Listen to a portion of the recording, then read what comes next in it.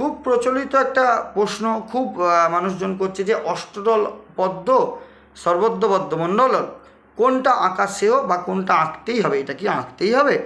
আমি বলবো অবশ্যই দুর্গাপুজোর ক্ষেত্রে স্বাস্থ্যসম্মতভাবে আঁকতেই হবে, সেটাই বলা রয়েছে।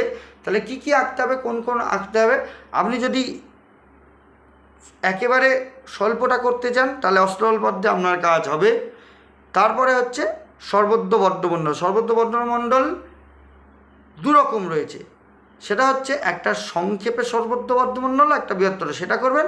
আর একটা সবচেয়ে উপরে 256 কোটার সর্বদ্র পদ্মমণ্ডল। তাহলে এই যে বিষয়গুলো, এগুলো কিন্তু আপনাদেরকে মাথায় রাখতে হবে। অর্থাৎ অষ্টদল পদ্ম ন্যূনতম করতে পারেন, সের মধ্যে সমস্ত কিছু করতে পারেন, না হলে সর্বদ্র পদ্মমণ্ডল এবং তারপরে 256 কোটা। সর্বদ্র পদ্মমণ্ডল এমন কিছু না, আমি অনেক ভিডিও দিয়েছি, সর্বদ্র পদ্মমণ্ডল আঁকতেই পারবেন, সর্বদ্র পদ্মমণ্ডল এঁকেই তারপর দুর্গাপুজো করবেন।